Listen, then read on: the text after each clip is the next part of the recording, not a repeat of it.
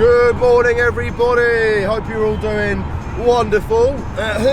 This morning, I am off to Garage 21. Woo woo! This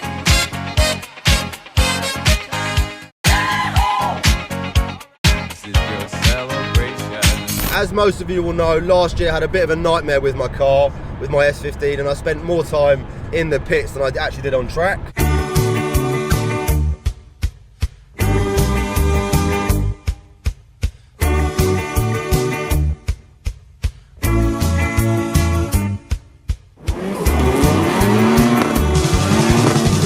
Very kindly, Dave at Garage 21 approached me late last year and decided to sponsor my build, sponsor my drift car. As well as sponsoring my build and getting my S15 reliable, Dave's also going to be giving me trackside support, so if I do have any problems on track, fingers crossed I won't, he's done a lot of work to the car, but if I do have any issues, Dave will be on hand to give me a little bit of help. Ultimately, this is going to mean a lot more drifting and a lot more content for you guys and a lot more sort of seat time for me. I'm on my way to Garage 21 now, I should be there in about 2 hours. The main purpose of today's video is to basically give you guys a bit of an update and show you all the hard work that Dave has put into the car. We're gonna have a good time.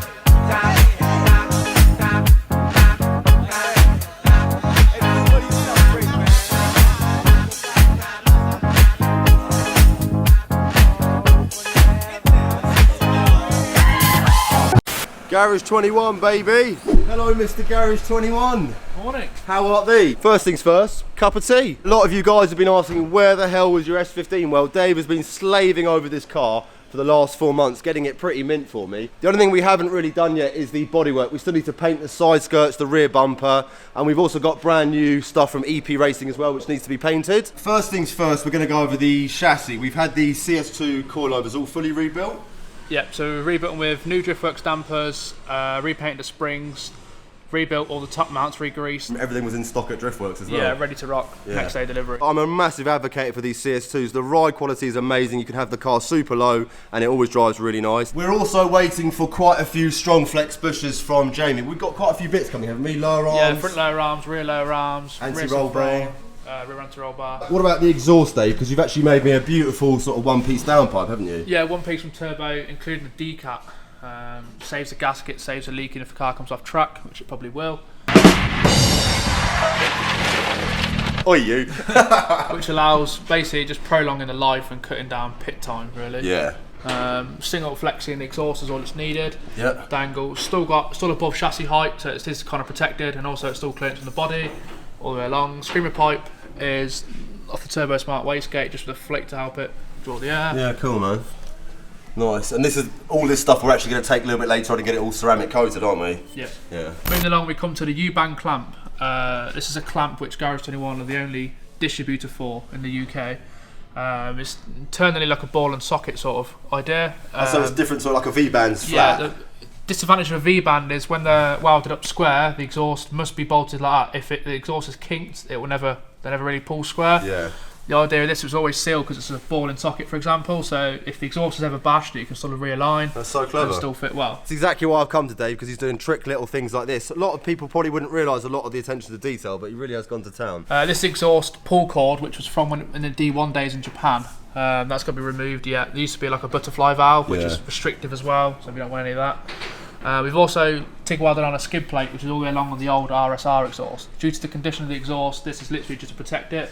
It's kind of mostly seen in WRC cars, obviously in gravel racing and things like that. Because obviously you're going to start wearing out the plate as opposed to exhaust first. So the exhaust will basically, the plate takes the battering over the exhaust and stops holes and things, and just prolongs life really. Cool. And this car's obviously super low, and it does scrape the floor quite a lot. Yeah. We've still got the original RSR back box, that's all survived. You guys saw all the hard race items go on a good sort of 4 or 5 months ago. On the rear, we've actually junked the old R33 calipers, and we're now running 350Z, which was actually a bit of a pain in the arse to fit them, as Dave will explain. On the inside here, the Driftworks GA Master 2 basically comes with caliper fitment for R33 Skyline, and they're all the same. The 90 sort of Nissan calipers fitment's the same. Yeah. The 350Z unfortunately is a larger caliper spread, so we actually basically machined these up, welded them all onto the hubs, had them all repainted, etc.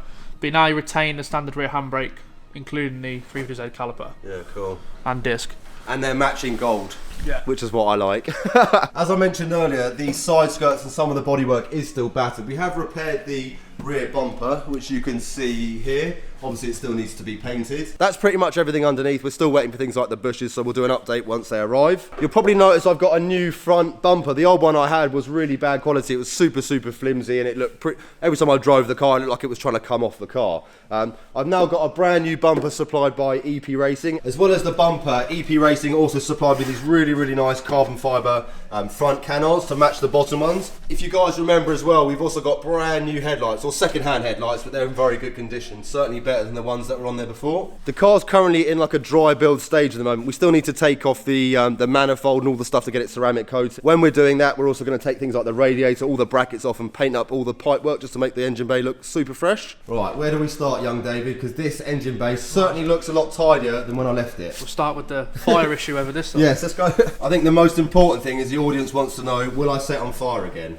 No, hopefully not.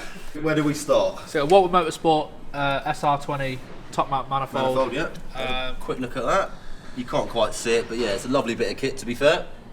We're also going to be running a 10% discount scheme with Walter Motorsport as well, so make sure to check out the description for the discount code. That's the manifold. What about the turbo? So we're running a Garrett GTX 2867R Gen 2 turbo. We're not using the Garrett housing. We're using a Tile V-band housing. Yeah, which is what we mentioned in the previous video. Yeah, because the throat size is better. They're just generally better quality. With the GTX 2867 Gen 2, how does that compare with the old TD06? You won't have as much punch as a turbo kicks in, but the boost level will be more spread out throughout the rev range. Garrett actually rated this turbo to 550 horse. It won't achieve that on this setup. Even if it did, it's unsafe with the engine not being forged. But we are going to run. It will do somewhere around the 420 to 440, but boost at somewhere right 3,500. Okay, and then roughly what boost pressure are we going to run? 1.5 bar. Similar to before. Yeah. I think we had about 1.6. 1.4, 1.5 will be fine. In the UK, we have quite a few technical tracks, so a more responsive setup like this is probably more beneficial than running something very punchy like a TD06. What about stuff like the intercooler pipework? That's all brand new, isn't it? Yeah, basically made a complete new setup. We still retain the original gritty front mount intercooler because the core's great condition. It's generally a good cooler. Yeah. The new pipework, simply because the old stuff was it had some very aggressive bends in it in places. Which is crap for flow. Yeah. If you look down here, before we had some pretty gnarly bends on this intercooler pipework. Now we've got a nice sort of smooth bend which will help the airflow tenfold. I've also bought some brand new split fire coil packs, which you can see down here. Very lovely.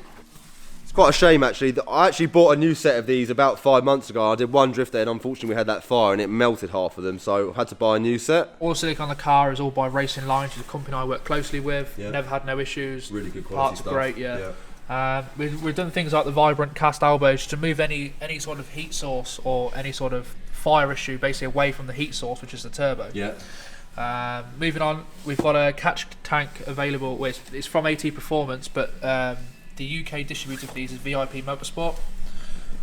You contact Neil Island at VIP Motorsport, he'll get you one over. The great quality tanks, bolt straight in, ready to rock. So you got the intake pipe. Unfortunately, due to the angle of the turbo and the position of it, we lobster back the whole turbo setup and moved it all in. Running the Blitz filter. We've used it in quite a few cars, never had no issues. They're like a sort of stainless steel filter as opposed to it's a metal mesh. I had no issues with them. We've relocated the power steering to here. Is on a factory car, it should be just off the suspension turret. You can still use the original power steering mount when you buy one of these catch tanks from VIP Motorsport. The reason being we've located it is again to remove any sort of issue away, and also you'll have radiant heat from the turbo boiling the power steering fluid. And obviously you get air bubbles in the power steering, you end up with air. Which is quite a common thing, especially obviously on a drift day as well. You're working the steering wheel quite a lot, especially if you're like me and you flap, and that can cause the power steering to boil over quite quickly. So yeah, by having it down there, it's definitely away from a lot of the temperature. Due to your high demands, you wanted to retain the aircon in the car. So D1SL, yo. We basically had to readjust and basically bend the aircon pipe. You can't really see it, but it's down the back here. That's to miss the Turbo Smart wastegate. So the car will basically still retain working aircon. Which is cool. Yeah, it is a road car at the end of the day. Yeah. Again, 3-inch downpipe, 90. It's not so sharp as the old setup. The old From TD06 up, it comes very viciously left-right. Quite a sort of right angle, wasn't it? Yeah, and it's very kind of restrictive in flow rate. One thing you probably wouldn't notice in the whole setup is the two coolant hoses. On a factory Nissan SR, on a 15, they kind of curve and they come actually quite close to a downpipe. We basically swap them over on the other end and move them over, and they go directly nightly. So basically, again, the heat source is everything's further away from the heat source. Yeah. We'll also be running a heat shield, basically using these two bolts and a few of the ones on the back of the turret here, which will come round and it will come forward slightly as well, just to protect these. These are all, fire retardant. There will be fire retardant covered, but it's just to stop, the sort of general radiant heat. Yeah. What about the fittings on the rocker cover? So these are dash 10 breather system into the catch can. Again, just weld on aluminium fittings. It's all racing line. Yeah. AM fittings, hose pipe, hose dividers. And obviously, when you're running this sort of performance, it's very important to help the engine breathe as best as it can. Yes, yeah. We also port off things like the valve in here. So basically, there's no port there. And we also weld the ports up. Instead of leaving anything in there, basically where it can leak, we just basically force any excessive air or pressure from the crankcase basically through the breather system. Got you, man. Make the engine kind of work right. Yeah. And obviously, we'll get all this painted at some point. What are you thinking of colours? Crackle. Crackle, like a nice black crackle? Yeah. Yeah. Let us know in the comments section what colour should we paint our rocker cover. Dave is thinking a nice black crackle, which I actually quite like, but yeah, let us know below. This is also new, Dave. What's that, a coolant expansion tank? Expansion tank, yeah. Yeah. What was wrong with the old one? The old one's a plus one that sits over there, and unfortunately you can't run any decent sort of air filter. You have to use something like a HKS. Which is really small. Yeah, the foam, they're not the best filter design, so we basically opted out to move it over here. Yeah, cool. Just relocate the pipe, just put two riv nuts in here. Yeah. Just stop anything, secure and make it all look tidy, Yeah, cool. And this fuel pressure regulator's new as well. Yeah, again, it's another Racing Lines product. Great, use them on all the cars I build. Put a gauge on it as well, just keep on the fuel pressure. Also for kind of diagnostic purposes on the track day. If you imagine you've got no fuel pressure with no gauge, you've got no real quick way of telling. So I'll leave the gauge in it as well. Also mounted up as well so it's readable. Even when the engine rocks on full rock, it's completely away. Yeah. We're going to replace all the braided lines. The old reg's just down here still with the old braided lines on. We're going to change all that as well. As Dave mentioned earlier, we've got all new silicone joiners from Racing Lines. They're really, really high quality. And we've also got new SFS coolant hoses down here. Before we had the stock rubber ones, which are a little bit perish and we're pretty battered from all those heat cycles over time. So definitely a worthwhile replacement. People in SR20s will know the crankcase breather pipe here suffers with either melting or a lot of heat burning issues from the radiant heat because it's quite trapped. So we're opting for a Funk Motorsport heat sleeve, which is available through them. We just slide it over the pipe. You have to clip it on, slide it on, and put the standard clips back on the pipe and ready to rock. Cool, man. We're actually running a discount code with Funk Motorsport. You can save yourself 10% off all of their products. What about the engine as well, Dave? Because obviously this is relatively a stock SR, apart from a slightly thicker head gasket, which you're not even sure it's actually got. No, there's no identification tag or nothing on the head gasket, just from the old sail threads, basically. Yeah. The engine's not the best on compression, really, so we're going to run with it and see how long we last. Yeah. And in the meantime, your spare engine we will build. Like Dave said, the engine is a little bit low on compression, so it's not going to last forever. We're going to run with it for now. I'm going to give him my spare engine. We're going to build that up on the side, so when the engine does finally let go, we've got something to replace it with. Before we move on, if you look down there, we've also got a brand new 40mm external wastegate from Turbo Smart as well. What's this sexy thing? What are you trying to say with this, Dave? You trying to say that I need extra towing eyes? Yeah. Basically, it's just one of our new products. It's a GT towing eye, comes through the bonnet. You can get hold of the towing eye when the car is either up a bank, back, front. It's easier, it's achievable. The car comes off track quicker. Just going to show you what the towing eye looks like through the bonnet. Very race car. Sweet. That does look sick, man. Once this is all painted up, that's going to look savage. Cool, dude. Liking that, Dave. Yeah. Dave's also made my front bumper really, really easy to take on and off. Obviously, when I go on my trailer, the bumper has to come off and on all the time. So how have you done it? It's got two M8 bolts in the middle here, and then two cable ties each side. But because the bumper's a very good fit, there's not really much. It can be out of shape. Yeah. If that makes sense. What was the fitment like on the EP Racing front bumper? Really good, to be fair. You can see the quality around the bottom of the headlight. A lot of bumpers are quite saggy. Yeah. The front bumper is actually manufactured by EPR. EPR also sent us these really nice D1 D-Max 30mm wider wings. They're a little bit different to my old wings because they've got this little section that comes out here, but I think it looks really aggressive. Obviously once the car's painted it should look pretty savage. If some of you guys remember, a guy called Dan used to own this car and it had a really nice set of rays. Well, Mr. Dave actually now owns those rays. Very JDM. They have got a few sort of marks around them because Dave's had them for quite a few years now and they've been used on loads of drift cars, but we'll probably give them a cheeky little refurbish just to get them looking new. These are quite similar to my old CSCs. These are 18 by 9.5 ET12. My old ones were ET20, so these will stick out a little bit more, but we have wider wings now, so should be fine. Quick look inside the box. Ooh, exciting. I love these wheels, man. And they're really nice colour, like a gunmetal grey, aren't they? Yeah. Made in Japan.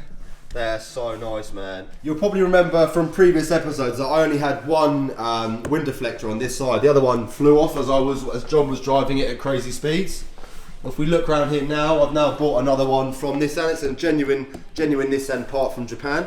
Dan from Destroy or Die has also supplied us a brand new front subframe, which we're going to show you now. The way Dan does is they move the rack forward. As you can see the thickness difference.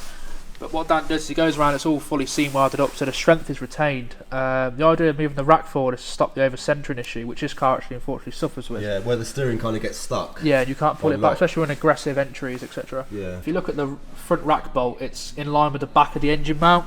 And on the new subframe, it's basically halfway between, which is a 25mm move forward. My old subframe was actually modified. It was moved further forwards by 15mm. This is actually 25mm further.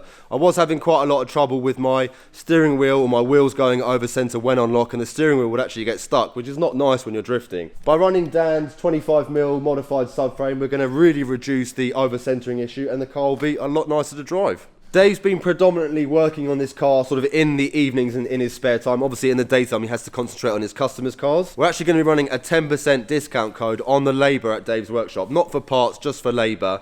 If you give Dave a shout via Facebook or Instagram, mention Monkey London, he'll give you a 10% flat discount on all the labour rates, and you can save yourselves a bit of money and get some exceptional work done. That's pretty much it as far as S15 updates go. We're going to be catching up with Dave over the next few weeks or the next month once the car's been mapped. Dave's just inside removing all the manifold and stuff. I'm just going to chuck all my old body kit in here and get it out of Dave's way. We're not running the Vertex kit, or we're not running the Vertex rear bumper and Vertex side skirts anymore. We're going to be running GP Sports rear bumper, GP Sports side skirts, and obviously the EP Racing front bumper. Chuck that in there. Nom nom Skyline. Very lovely. Lovely R34 that. Garage 21. I'm going to quickly show you guys all around the Walton Motorsport manifold. It's very nicely made. Obviously we've got a V-band fitting on this one. These also come with a lifetime warranty as well, so they're super durable, so they should be able to take all the abuse you can throw at them. The Walton Motorsport website is just down here. Get in contact with Mike, mention Monkey London, and he'll do you a 10% discount. Dave has now removed the turbo exhaust housing, the wastegate, the screamer pod and the manifold. I'm now going to head down to Zircotec. We might not get a chance today to do a factory tour because they close at 4 and I'll probably get there at about 3:30, but I'll try my best today. If not, I'll do a full factory tour the next time we go and pick up all the stuff. Hopefully over time you guys are going to fall in love with young Dave, because at the end of the day he's going to be the one responsible for getting me out on the track and keeping me drifting. So fingers crossed it goes according to plan. Yeah. We'll be catching up with Dave probably sort of beginning of March or mid-March once he's sort of got her ready and she's ready for mapping. Yeah, cool. Bye to Dave.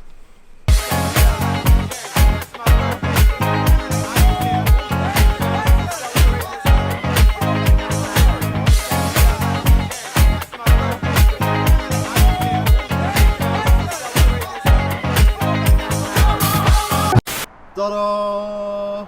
I've finally made it to Zircotec. I'm just going to go and have a quick little chat with Brit and just make sure, we'll see if we can do a little bit of filming today. If not, I'll drop the bits off and we'll catch up with her later in the week. This is Brit, everyone. Hi, Brit. Hi. Unfortunately, I'm a little bit late, so Brit is going to let me come back a little bit later on next week and we'll go through the whole production process with you guys a little bit later on. So we've got exhaust manifolds, external wastegate, screamer pipe, turbo exhaust housing and the downpipe. See you soon, Brit. Bye. Right, we are all good to go. I couldn't do any filming today because it's so close to 4 and a lot of the guys obviously want to go home and enjoy their weekend, so we're going to catch up with Brit later on next week. There's actually quite a few different processes with ceramic coating, so what Brit's going to do is they're going to speak to the guys on the production line and they're going to get everything in order so they can basically show us the complete process of ceramic coating. Oh my god, look at that traffic. It's literally, what's it, 2 hours to get back. It should only take about, what, an hour and 15 minutes. Oh well, when in Rome. Anyway, that's enough jibber jabber for one episode. We'll be catching up with Zircotec later on in the week. As always, hope you guys enjoyed this video. Make sure to check out my Patreon out down here. Really need your guys' support. Give the video a like, put any comments down below. I'll do my best to get back to you, and I'll see you soon. Peace.